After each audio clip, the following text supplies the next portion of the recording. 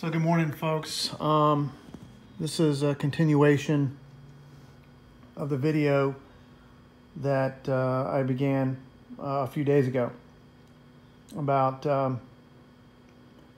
turning your life around and the experience that I had with the light.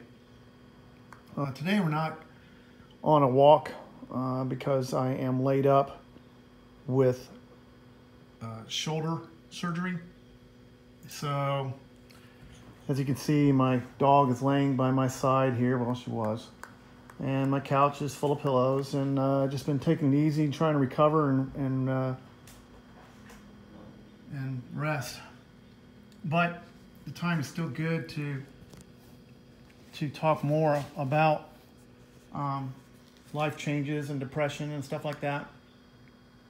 So, I wrote down some questions that one may ask, you may ask, and put my glasses on here.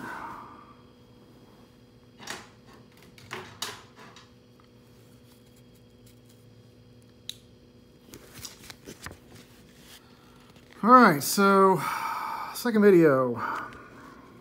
First question would be, what happened to the addiction after the experience? Second question is, how did things begin to change? There was, hunger for knowledge, softer personality, even features in my face had changed. A lot of things have changed. But I want to open a video with thoughts about depression and hope. So before we start answering the questions, I wanted to say that depression is not fatal. It's difficult. It's a huge challenge to overcome, a huge obstacle. There's no doubt. I suffered horrible, still do occasionally. It's something I want to say. It's continence. For some, it's continual maintenance. I don't think it goes away 100%. It doesn't with me, but I'm able to always rebound, feel it coming on, make adjustments in my life to bring back mental stability. And that's really what you're trying to do. You're trying to be mentally stable, and you're taking control of that. You're taking control of something you do not have control of. And that's really the first thing to realize when you're suffering from depression. Let go of any control that you think you have, because you don't. If a person had control of themselves, of their lives, depression would be the very first thing that would be eliminated. And since one cannot do that with a simple urge or desire, then there is no control. And we'll go on. We will discuss control, one's control of their life further in later videos. So, first thing to do, realize you do not have control. Let go. Say, okay, I don't have control of this. Talk to yourself, talk to your God, talk to whatever, and communicate. I do not have control of this. You might want to start a journal. Write down your ideas and thoughts. Title it Control, and then write down, what do you have control of? Write them down. And there's three main components of your life you do not have control of. That's an absolute, and that is: one, you're forced to be born; two, you're forced to live. Even if you only live 5 minutes, you're still forced to live. And then the last is you're forced to die. Okay, you take those three huge components of one's life, and everything in the middle seems like, okay, what do I really have control of? Not a whole heck of a lot. All right, so you let go of control, and the other thing is you start a process of healing, and it takes time, it takes a lot of energy, and a lot of self-growing, self-acknowledgement, there's a religious saying, and I think it's from Buddhism, know thyself. One needs to know themselves intimately. Which means deny nothing. Deny absolutely nothing. And recognize the smallest details about your life, your existence, your personality, and start reflecting on those things. Some need to be changed. Some things need to be about yourself may need to be brought out into the open. There may be apologies. You may have hurt people. Anybody that's been hurt by your actions or words, that has to be corrected. You're basically on a journey to purify yourself. Okay. So let's begin with the questions. The first question is, what happened to the addiction? Okay. The day after I had the experience with the light, the addiction was gone. This was addiction that I had early in my life, during, I'd say 9-10 years old when I started. Anyway, that addiction was gone, immediately gone. It was a miracle. It was not possible for it it was just impossible for me to eliminate the addiction myself. So whatever the force was that showed me the light took the addiction away. The other thing that happened was this incredible hunger to. Oh, wait a minute. I'm sorry. So the second question we're going to address now is, how did things begin to change? All right. The first thing that changed, I noticed, was this incredible hunger to understand what happened to me. I just had to understand. And it was not something that I generated myself. It was not a desire that I produced within myself. No, man, it was like being hungry after not eating for a week. And I had no choice but to feed myself. Otherwise, I just would not survive. I couldn't exist. I had to feed myself. So, man, I started reading.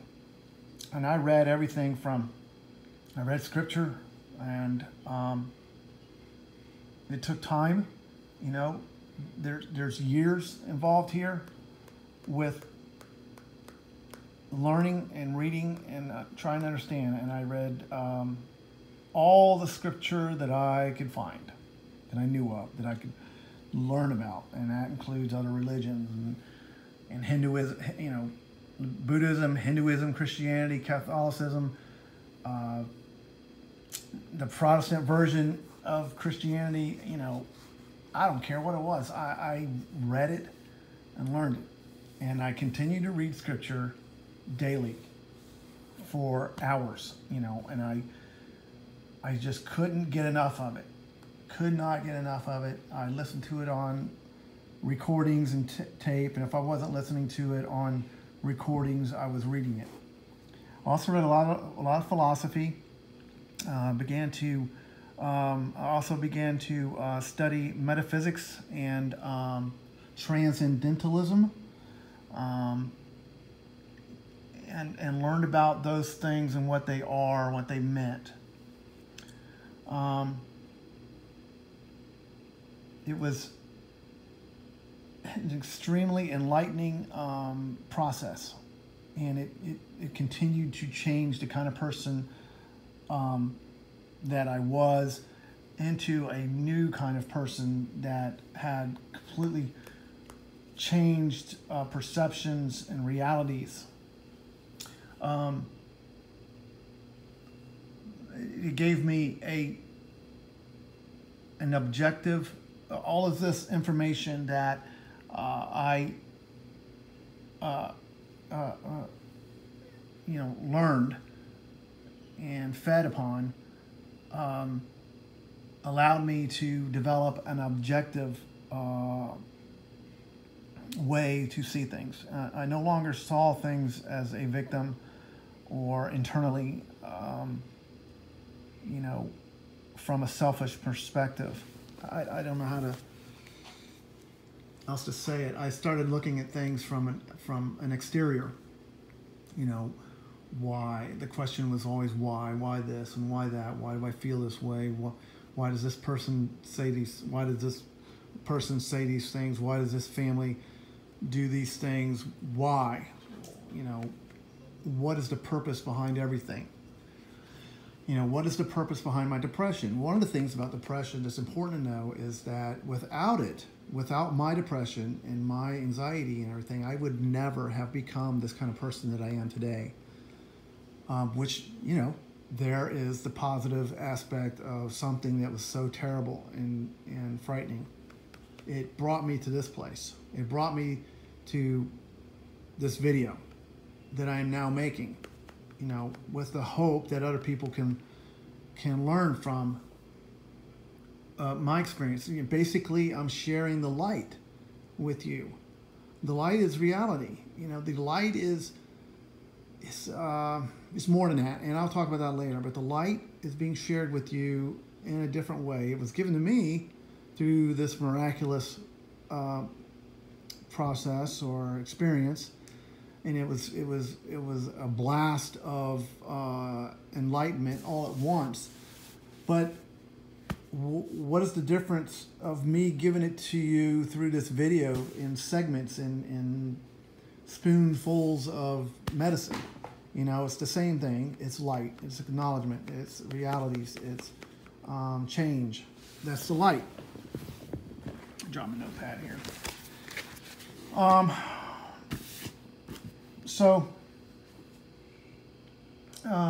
The hunger for knowledge, and I still hunger for knowledge, and I still search for it, and then whenever I can find the time and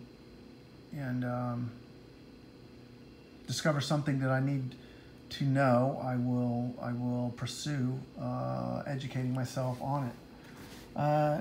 It also, I also opened my mind to learning everything. One of the sayings that I journaled to myself was this, and I quote: "If I believed I knew everything, comma, I would never have learned anything." Okay? That is something that is hard for people to do. It's hard for them to say, I don't know nothing. Well, you don't. I literally realized I know nothing. And once I acknowledged that I know nothing, then I became a sponge and allowed everything to register, come into play in my mind and contemplate and think. And not everything is true. But on the other hand, everything is true. It's just that it's just that one truth becomes dominated by a larger truth. And those continue to build upon each other. So every truth that you learn usually has something more to it that makes that truth, the previous truth, obsolete. And then there's another, there's something that builds on top of that, on top of that, on top of that, and truth continues to grow forever. All right, that's kind of deep, but it's the truth. All right, so the next thing that changed that I want to talk about is, man, I developed a very soft personality. I was always a real tough guy, kind of rigid, black and white kind of person, my way or the highway. And if I didn't like somebody, it was clear. I didn't hide those feelings. I was just an unpleasant person. Well, that went away. That disappeared. I became a pleasant person. I became a much more tolerable person, a much more compassionate person, a much more understanding person. Very patient with my children, which I didn't have patience before. You know, I was a yeller and a screamer. That stopped. Everything had an emotional reaction. They did everything, you know, and it went away. And along with that went away was the rigid features on my face. You know, features of anger, expressions of anger. You know, the wrinkled forehead, the eyes that were reflecting negative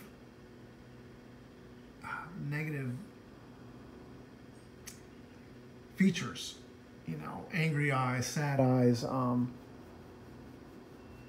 impatient eyes. The eyes changed, you know, they became softer. And I noticed that when I looked in the mirror. You know, the following day I noticed it. Got up out of bed. The following day, after the experience, I got out of bed. I went to the bathroom to do my normal routine, brush my teeth and whatnot. I looked in the mirror and I literally did not recognize myself.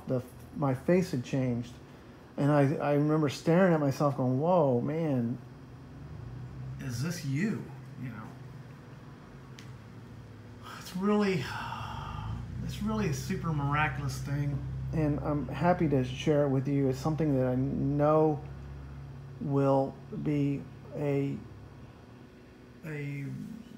really positive thing for me and for the folks who take the time to listen to this video. I know these videos are long, and they may not always be stimulating, but it's part of what you need to know. You know, to begin your own healing. I had to have a guide. I had many guides. There were preachers and priests involved. There were counselors involved. There were therapists. There was medication involved. There was psychologists involved. I can remember at least six or seven people in various psychological professions that assisted me, and that does not include all the people I spoke to in the spiritual aspect of society. And I was not afraid to talk to people and tell them, hey, you know, I want to know how I can be a better person. And that's what I did. I just decided to destroy the negativity that prevented me from growing as a person. I wanted it destroyed. I wanted it gone. And I wanted to overcome the monster in me that tried to have control, that thought it had control of himself. So that's it for today. I want to try and keep these videos a little shorter so that you can contemplate and think about what was said. So until next time, stay up, stay positive, work hard on yourself, try to learn everything about yourself, try to let go of control. Don't deny anything. If you've got an addiction, if you've got problems that you know you have to deal with and are afraid to, don't deny it. Get out there and solve the problems. It's a huge illusion to think. It's a huge illusion when you believe there's no way to resolve unresolved issues. It's not true. I am one. I apologize to everybody that I'd hurt, and I did it, including, I even apologized to my boss at work because I treated him like a dirtbag, and he should have fired me. I don't know why he didn't. I even apologized to him, and to this day, he and I are very good friends, and he's retired now. That's what it's all about, folks. Move forward in a positive direction. Always go positive, never go negative. All right, good day.